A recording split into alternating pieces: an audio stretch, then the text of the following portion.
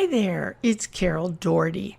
I am a career coach for women in STEM who want to build the career of their dreams and to be heard for their brilliance.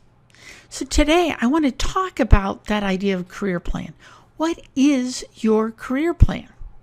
Are you one of those folks that just kind of, goes with the flow, bumps along, and you go where they tell you, or you get to the point where you're so fed up with where you are, you just say, screw it, I'm gone? Or are you somebody who is currently actively looking for somewhere to go to advance your career? Maybe it's within your own company. Maybe it's walking away and going somewhere else. It might be a new industry. It might be walking away from STEM altogether. Maybe you're somebody who has a clear plan. You know where you want to go. Or what if you're one of those folks that when you were getting your degree, you said, I really want to be this. And you find yourself in that role within 10 years, 10 years of graduating. Now you're going, now what? Well, you're not alone. A lot of people are like this. And when I've talked to women about, do you have a career plan? Quite a few times I've heard people say, I don't even know what I want to be when I grow up. I've had a boss ask me, so Carol, what do you want to be when you grow up? Retired? He didn't appreciate that. He also didn't appreciate it when I said, okay, in reality, I don't want to grow up. I need to grow older. That's a requirement, but growing up is optional. He didn't think that one was, he actually approved of that one, but that wasn't what he was looking for. So let's talk. What is your plan? If you're thinking that you can just go along and do what you need to do in your current job, and as you're working it, the next job will appear. Maybe. But my career says that when I was going along, doing my job, working really hard, doing a great job, getting fantastic performance reviews, I kept hearing, you have great potential, but I need you for this next big project. One boss did that to me at least 3, maybe 4 times in the 5 years I worked for him. You have great potential, but I need you for. So my career plan wasn't about me. It was about him. It was about his needs and him looking good. Yeah, that wasn't working for me. I transferred. I stayed in the same company. I moved to a different factory because he wouldn't let me move within the factory we were at. The one time they gave me an opportunity to move within the factory, it was to go to third shift doing production supervision on third shift, knowing I had just come back from maternity leave. Really? They knew I wasn't going to take it. So it was an offer to make it look like they were helping me. They knew I wouldn't take it. They had no intention of me doing it. But then they could say, well, we offered you this chance, but you didn't take it. And we need you here. So I moved. And there, when I went to that factory, I told them up front, I lateraled over, same job I had been doing. I'm a chemical engineer. I was doing chemical engineering, process engineering, materials engineering, pick a term. And I just moved from one factory to the other, doing the same thing, slightly different scope because the 2 factories had slightly different processes. And the factory I moved to was smaller, so I did more because we had a bigger team at the bigger factory. So I was doing more, but I said, okay, fine. There's this big project that I had been leading.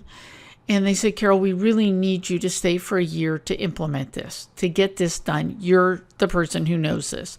I'm like, okay, fine. I get it. I'm good with that. But I don't want to stay long after that. And the factory manager committed to helping me get out. Now, the year came. There were all kinds of problems. So it really took about 1.5 years to get where we were going. And then they did start at about the 2-year mark, start working on backfilling me. Now, it wasn't easy because I was a chemical engineer in a company that was filled with mechanical and electrical engineers. So backfilling me wasn't easy. They identified a person. She wanted to come over, and it took a while to get that going. But then when she was freed up and they knew I would be able to be released, I got a phone call and said, "Hey, Carol, this is Craig.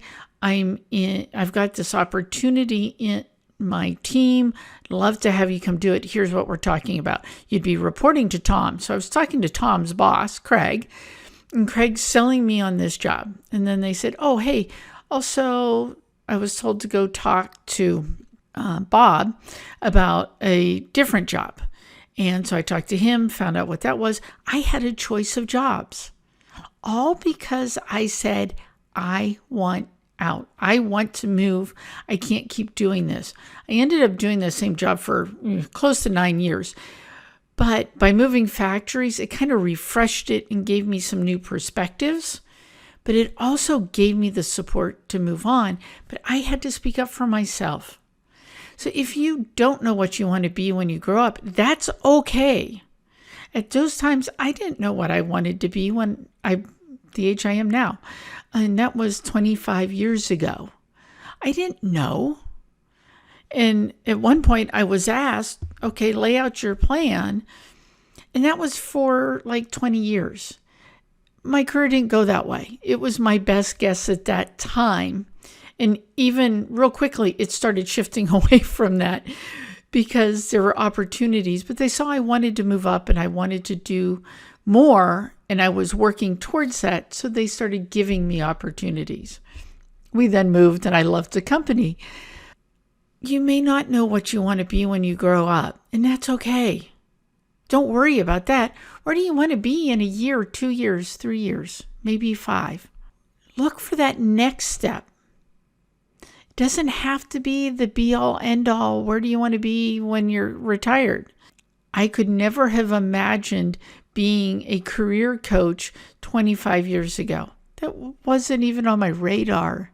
And I'm loving what I'm doing. But it was because I took the opportunities that appeared. I explored things. I took chances. So do some thinking about what you want to do next. You don't have to have all the answers. That's okay.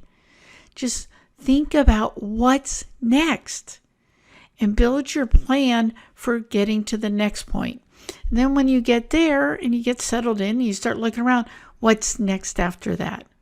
The worst thing you can do is stay in a job until you're so burned out and so beat down because nothing is new, nothing is different. There's huge amounts of stress that you don't even like what you're doing anymore. You need to stop it before you get to that point. Because what happens all too often is when you're in those situations, your confidence in your ability erodes. And suddenly you start thinking, I'm failing, so I must not be cut out for this. No, you are. You were doing great, but you stayed too long and you're letting somebody else dictate your career path. Take ownership, grab it by the reins and do it. You get to decide. And I hope you take some time to stop and figure out where do you want to go next. If you don't have a plan, create a vision. Where is it? And then start looking at how could you get there. And if you need help, get a coach. A career coach can help you with that. There's a bunch of them out there. Get help to move forward. But don't count on your boss being the one to help you. He might not want to. If you enjoyed this, please subscribe. I'd love to have you as part of my world, and I'll see you around.